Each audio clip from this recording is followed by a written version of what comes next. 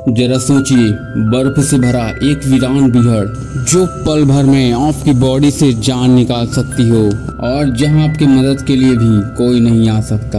और तभी हम इसी वीराने में एक इंसान को देखते हैं जिसका नाम मिकल्सन होता है। मिकल्सन यहाँ पिछले कई दिनों से इसी बीहड़ में फंसा हुआ मदद का इंतजार कर रहा है और ये खुद को यहाँ जिंदा रखने के लिए कोशिशें करता रहता है। दरअसल मिकल्सन यहाँ प्लेन में अपने कुछ साथियों के साथ इसी रास्ते से गुजर रहा था, तभी इनका प्लेन क्रैश हो जाता है और इसी हादसे में मिकल्सन तो बच जाता है पर उसके साथ ही इस प्लेन क्रैश में मारे जाते हैं और तब से वो अकेला यहाँ अपने लिए मदद का इंतजार कर रहा है। मिकल्सन यहाँ पास में मछली फंसाकर उसे कच्चा ही खाता है। इसके अलावा उसके पास एक डिवाइस भी है जिसकी मदद से वो आसपास अपने मदद के लिए हेलीकॉप्टर का पता लगा सकता है, क्योंकि ये डिवाइस अपने रेंज के हिसाब से आसपास में आए हुए हेलीकॉप्टर का पता लगा सकता है। मिकल्सन इस डिवाइस को अपने साथ पहाड़ियों के चोटी में ले जाकर पता लगाने की कोशिश करता है, लेकिन हर रोज उसे निराश होकर आना पड़ता है। मिकल्सन यहाँ पत्थरों से बात करता है क्योंकि ये सारे पत्थर उनके साथियों के खोदे गए कब्र की होती है जिससे वो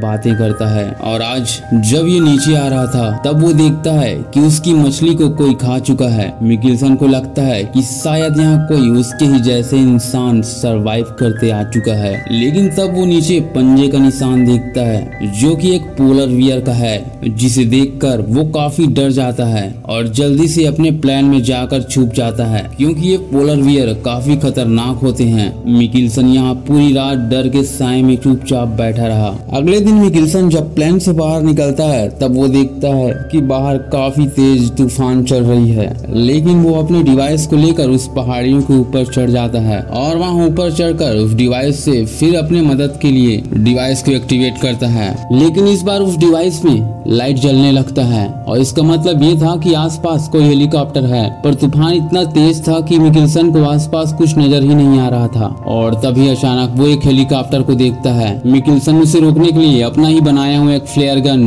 उसकी ओर चलाता है। मिकल्सन की यहाँ किस्मत अच्छी थी कि वो हेलीकॉप्टर इसे देख लेता है और जैसे ही वो हेलीकॉप्टर इसकी ओर आगे बढ़ने लगता है वो हेलीकॉप्टर भी क्रैश होकर नीचे गिर जाता है और इस क्रैश की वजह से हेलीकॉप्टर का पायलट मर जाता है। पर इस हेलीकॉप्टर के अंदर एक लड़की होता है। मिकल्सन जल्दी ही उस हेलीकॉप्टर का दरवाजा तोड़कर उस लड़की को बाहर निकाल लेता है। मिकल्सन यहाँ उस लड़की को हर हाल में बचाना चाहता था और इसलिए वो लड़की को खींचते हुए वो जैसे तैसे कर अपने प्लेन तक पहुँच जाता है। यहाँ उस लड़की को प्लेन में होश भी आ जाता है। तब मिकल्सन उसे बात करने की कोशिश करता है, लेकिन उस लड़की को शायद इसकी भाषा समझ नहीं आ रही थी और न ही मिकल्सन को उस लड़की की भाषा। यहाँ मिकल्सन उस लड़की के बारे में पूछने लगता है, लेकिन वो लड़की फिर से बेहोश हो जाती है। यहाँ मिकल्सन उसकी बॉडी को चेक करने लगता है, तभी वो देखता है कि उसके पेट में बहुत जोरों से चोट लगी है और तभी वो उसकी मलहम पट्टी करता है। मिकल्सन को ये देखकर काफी बुरा लग रहा था क्योंकि ये सारी चीजें उसकी वजह से ही हुई है और अब वो उस लड़की के लिए एक मैसेज छोड़ के जाता है कि वो उसका इंतजार करे, वो बहुत जल्दी ही वापस आने वाला है।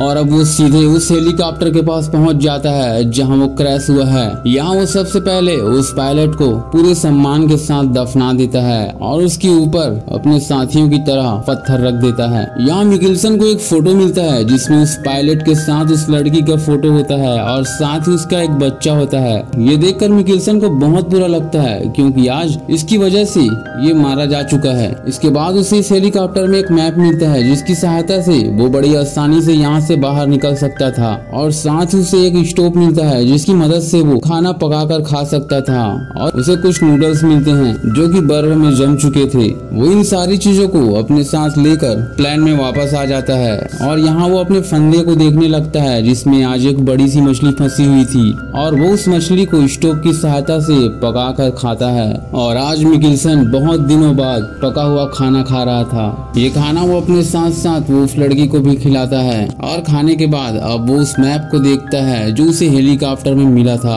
और इसे देखने के बाद उसे पता चलता है कि यहाँ से कुछ दूरी के बाद एक रेड पॉइंट है जहाँ पे लोग अक्सर घूमने आया करते हैं और इस जगह पर पहुंचने के बाद शायद इन्हें वहां मदद मिल सकती है। ये सब जानने के बाद मिकिल्सन अब ये तय करता है कि वो हर हाल में वहां जाएगा और इस लड़की की जान बचाकर रहेगा। और अब ये वहां जाने की तैयारी करने लगता है क्योंकि कुछ समय बाद यहाँ का तापमान -40 से 50 डिग्री को पार कर जाएगा और इस स्थिति में यहाँ एक इंसान का रहना बहुत ही मुश्किल है।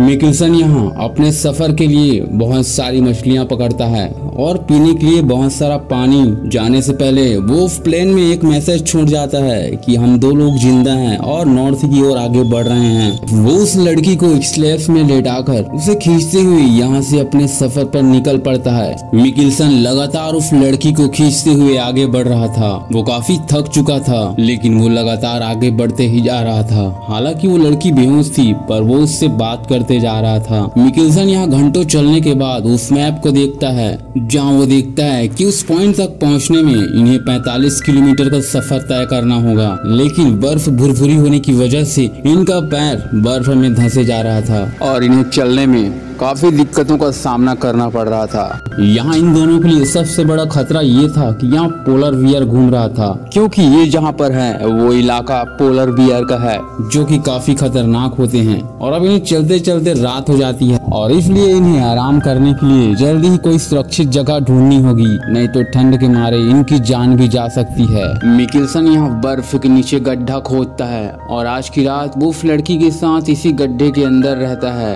वो सिलेंडर से खाना पकाता है और खुद भी खाता है और साथ ही उस लड़की को भी खिलाता है और अब जैसे तैसे करके वो ये रात गुजार ही लेते हैं। अगले दिन मिकिल्सन फिर से अपना चुनौती भरा सफर शुरू करता है क्योंकि मिकिल्सन पूरी तरह से थक चुका था। वो उस लड़की को खींचते खींचते एक ऐसी जगह जा पहुंचता है जहाँ सामने एक बड़ा चट्टान आ जाता है जिसे उसे पार करना था। चट्टान देखकर मिकिल्सन फिर से अपना मैप निकाल कर देखता है। इस मैप में वहाँ तक पहुँचने के लिए एक दूसरा रास्ता भी होता है लेकिन उस रास्ते से जाने में इन्हें 4 से 5 दिन और लग जाएंगे और इतना इनके पास खाना भी नहीं बचा है कि 4 से 5 दिन ये सफर कर सकें और इसलिए ये इसी रास्ता से जाना सही समझते हैं। और अब यहाँ मिकिल्सन उस लड़की को बांधकर उसे यहाँ नीचे छोड़कर अपना पूरा सामान ऊपर ले जाता है और ऊपर से उस लड़की को खींचने लगता है। यहाँ उस लड़की को खींचते खींचते मिकिल्सन के हाथों से वो रस्सी छूट जाती है और वो लड़की फिर से अपने स्टार्टिंग पॉइंट पर आकर रुक जाती है। मिकिल्सन सोचता है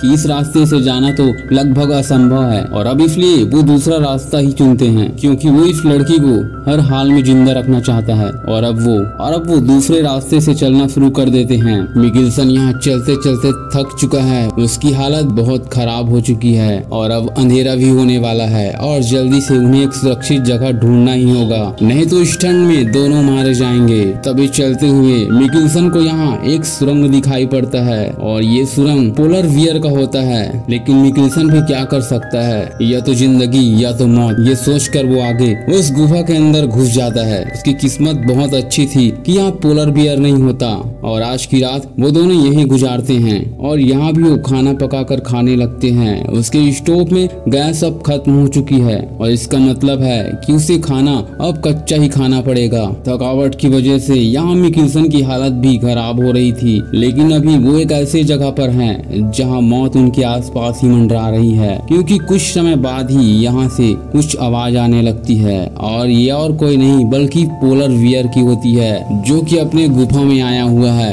ये आवाज सुनकर मिकिल्सन समझ जाता है कि बाहर कौन खड़ा है और वो अपना ही बनाया हुआ फ्लेयर गन उस पर चलाता है जिससे वो भालू डर कर यहाँ से भाग जाता है। लेकिन मिकिल्सन डर की वजह से पूरी रात सो नहीं पाता, वो रात भर डर के मारे बैठा रहता है। अगली सुबह फिर से उस लड़की को लेकर चलना शुरू करता है। घंटों चलने के बाद यह मौसम फिर से खराब होने लगती है और एक तेज तूफान इनकी ओर आगे बढ़ती है। ये देखकर ऐसा लग रहा था कि मानो ये जिंदगी भी इनकी जीने के लिए कड़ी परीक्षा ले रही है। यहाँ मिकिल्सन के पास कोई दूसरा रास्ता नहीं होता और इसलिए जिस फ्लैट में वो उस लड़की को लेटाया हुआ था वो उसे पलट देता है जिससे कि वो तूफान से बच जाते हैं। ये तूफान यहाँ से गुजर तो जाती है पर यहाँ मिकिल्सन बर्फ बर्फ में ढका हुआ था वो बर्फ से बाहर निकलता है।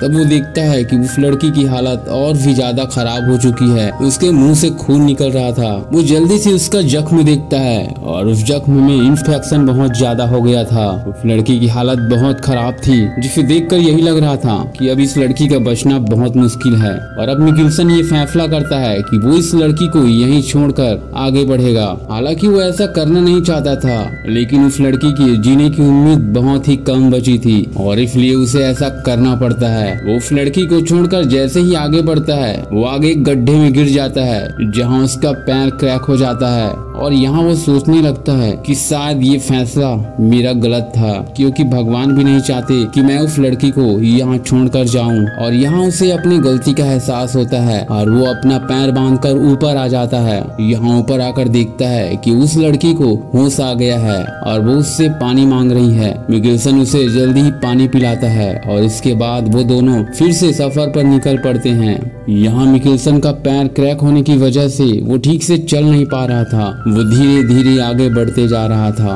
और अब घंटों सफर करने के बाद आखिरकार वो उस पॉइंट तक पहुंच ही जाते हैं जहां पर उसे मदद मिलने की संभावना थी। लेकिन ये जगह भी ऊंचाई पर थी और इसलिए वो उस लड़की को यहीं नीचे छोड़कर ऊपर जाता है। और ऊपर जाकर वो देखता है कि एक हेलीकॉप्टर दूर खड़ा हुआ है। वो तुरंत नीचे जाता है और उस लड़की को जैसे तैसे करके ऊपर लाता है और ऊपर अपना बनाया हुआ फेयर गन चलाता है। लेकिन वो हेलीकॉप्टर देख नहीं पाता, लेकिन जल्दी वो अपना शेटर निकालकर उसे भी जला देता है। लेकिन फिर भी वो हेलीकॉप्टर उन्हें देख नहीं पाते और अब वो दोनों मिलकर जोर जोर से उस हेलीकॉप्टर की ओर चिल्लाने लगते हैं। लेकिन इस बार भी वो हेलीकॉप्टर उन्हें देख नहीं पाता और अब दोनों यहाँ बहुत उदास हो जाते हैं। उनकी आखिरी उम्मीद भी अब खत्म हो चुकी है और उन्हें लगता है कि आज उनका अंत हो जाएगा। तब मिकिल्सन उससे माफी मांगता है, क्योंकि उसकी वजह से उसका पति मर गया और आज वो भी उसके वजह से ही मरने वाली है। और इसके साथ वो भी यहाँ बेहोश हो जाता है और तभी हम देखते हैं कि यहाँ मिकिल्सन का बाल हिलने लगता है और इसका मतलब था क्योंकि उस हेलीकॉप्टर ने इन्हें देख लिया है, जो कि पीछे से आकर इन्हें रेस्क्यू कर लेती है और अब यहाँ दोनों की जान बच जाती है। दोस्तों, अगर हौसला बुलंद हो तो आप मौत के मुंह से भी वापस आ सकते हो। तो आज की मूवी यहीं पर खत्म होती है। दोस्तों, चैनल को लाइक और सब्सक्राइब करना मत भूलिएगा। मैं मिलता हूँ आपको अगले मूवी में।